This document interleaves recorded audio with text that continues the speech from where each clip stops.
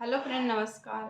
मैं हूं संजू यादव और हमारे संजू यादव और दी शॉर्ट ऑफिशियल में आप सबका स्वागत है, अभिनंदन है। मैं बहुत प्यारा सा माता रानी का गीत लेकर आई। कैसा लगे तो आप लोग जरूर कमेंट में बताइएगा। तो हमारे चैनल पे बने रहेगा। आइए सुनिए।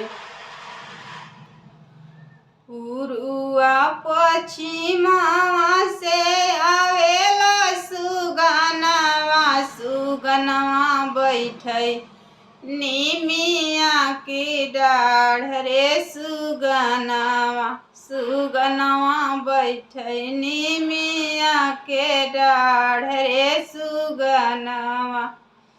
कुछ निमिया खाले सुगना कुछ गिरावेला, कुछ निमिया खाले सुगना कुछ गिरावेला।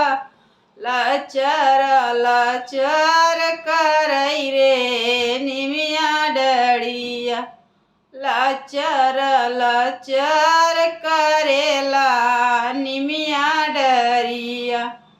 हम अपने देवी माई के भेजबो संदेशवा, हम अपने देवी माई के भेजबो संदेशवा। सुगनवा जूठरले रे निमिया फलवा जूठरले सरे सुगनवा निमिया फरवा।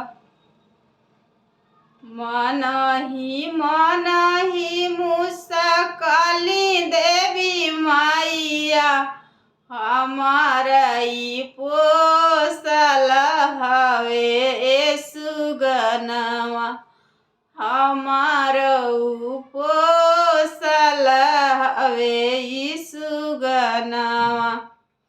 पूर्वा पश्चिमा से आवेला सुगनवा, सुगनवा बैठै निमिया के डाढ़ रे सुगनवा।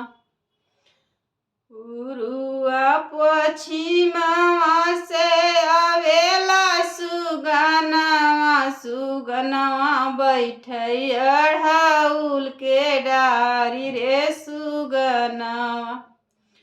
कुछ अढ़ौल खाले सुगना कुछ गिरावेले, लचर लचर करेला अढ़ौल डरिया, लचर लचर करेला अढ़ौल डरिया।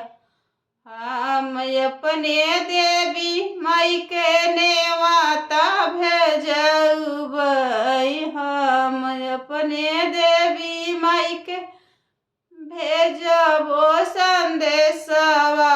अढ़ौल जूठरले सिरे सुगनवा, अढ़ौल जूठरले सिरे सुगनवा।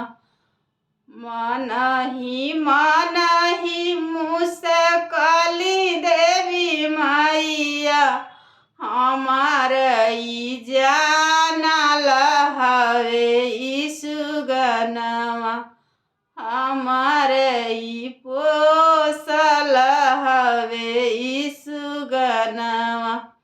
लचर लचर करेला अढ़ौल डरिया।